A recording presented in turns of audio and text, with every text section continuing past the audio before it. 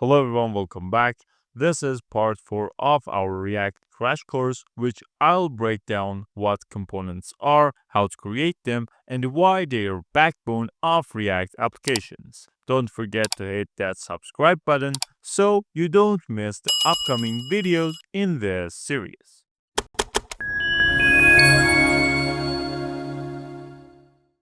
Now we have question of what are components in React. Think of components as reusable pieces of a UI in React, which they allow us to break down our application into smaller, independent, and reusable chunks of codes. So think of this as our browser, and here we have our web page and website in this browser. We can have our page like this, or if we use components, we transfer this into some smaller pieces. For example, here you can see we have some headers, then we got the sidebar, we got this main screen, we got the footer of our web page, and we can have actually multiple components inside of another components. And this is how our React applications break the main and big application into smaller pieces. But after we know what are components, we got two types of components in React, which the first one is functional components, which are the modern and widely used type of components that we have, and the other one is class components, which are older and less common in React's latest versions, which we're going to create both of functional and class components in this video. And the other thing that we have is this, why we should use components in React. Well, the best thing that we have here is how this makes our work more easier to create smaller parts and then put all of them together in one piece, than creating one large program. And the other one is because of the speed and efficiency that this component-based applications and web page gives to us. Now let's come into our code editor that we have our previous parts code right here, as you can see. So we're going to delete all of these 4 items except this main.jsx. And let's actually run our program right here, which here, because we have deleted those items, we need to delete these ones right here too. So we're going to get rid of these 2 lines, and let's have our strict mode again here too. And this is our first H1 here with the test text inside of that we can see right here. Now let's get rid of this assets right here too, so we don't have anything else in our source folder right here, and let's create our first functional component. So in our src folder, we're going to create another folder right here with the name of components. And inside of this, we're going to have another file, which what name that we want our component to have. Pay attention, this is the name that our component is going to grab later. So use the name that you think is best for this component. And let's say here we have this C1 as our first component right here. And the extension for this is going to be this JSX, of course.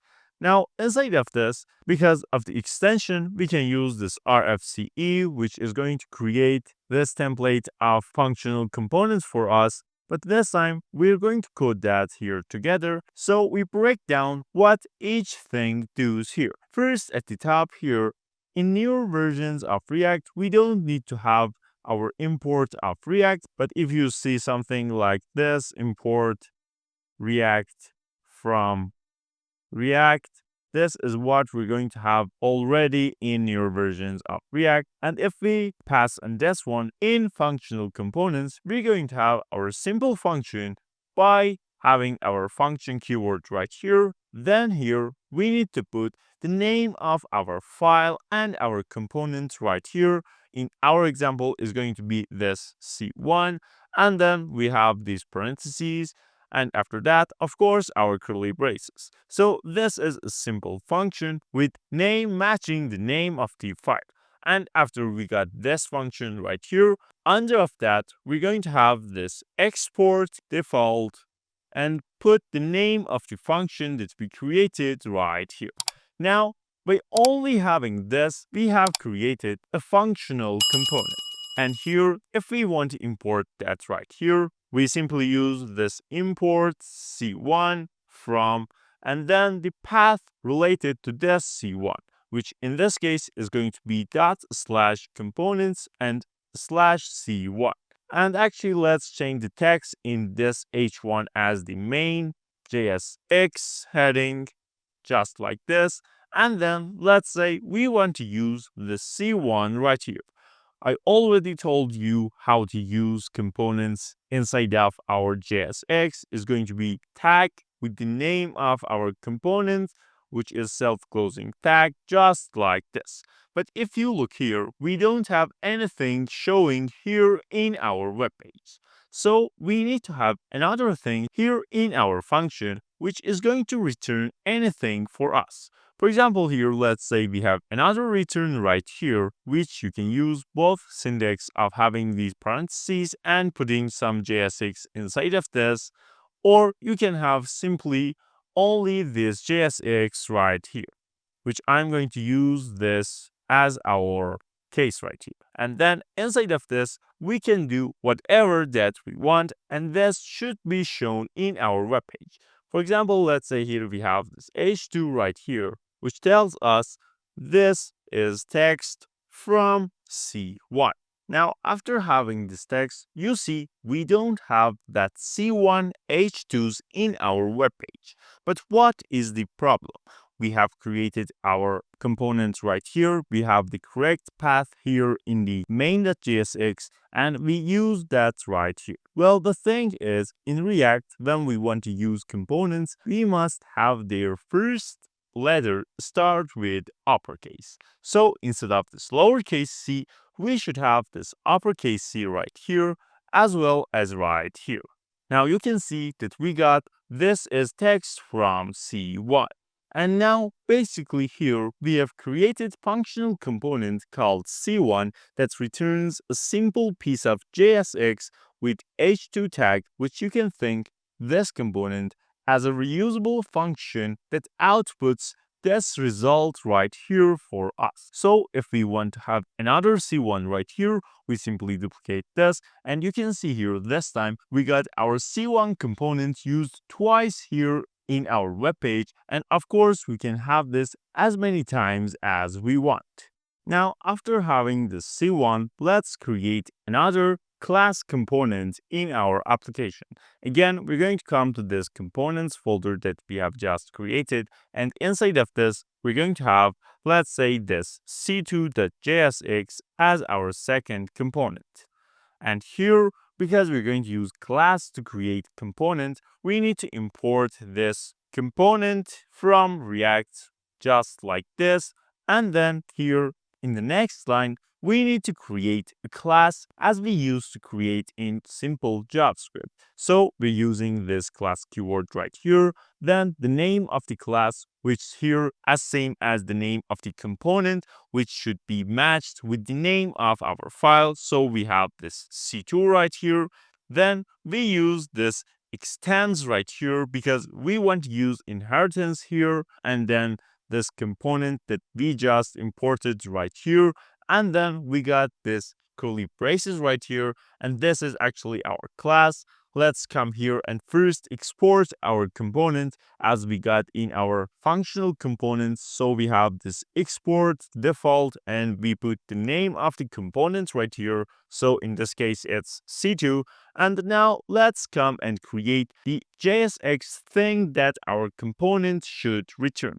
In functional components, we got this return, which holds this JSX codes for us. But here we can't use return because this is class and not a function. So for fixing this, here first we're going to have this render function right here, and inside of this, because this is a function that automatically is going to be called and run when we use this C2 component, here we can use this return keyword right here and have our JSX right here. Let's say here again, we're going to have this H2 right here and tell this is a text from class component. Now, after we got this, let's come to this main.jsx and use our second and class component. First, we need to import it, of course. So we use this import. Then pay attention, we need to start importing with the capitalized name, and we need to start with uppercase letter here. So we use the C2 and then this from and the path that we have, which is this components and C2 inside of that. And now we can come here. Let's come below this C1 and we use this C2 simply right here. And we should have this is text from class component, which we have created just like this right here. And this is the syntax and how you can create class components in React and using them in your code. And pay attention, we can use nested components here. So let's say here we want to use our C2 inside of our C1. So we come to this C1 right here. First, we need to import that. So here in the top, we use this import, then the name. Here we got the C2, then this from, and the path, which we're going to have path coming from the C1, which is simply here. If we put this dot slash, we're going to see this C2 right here. So if you use this, you can see right here.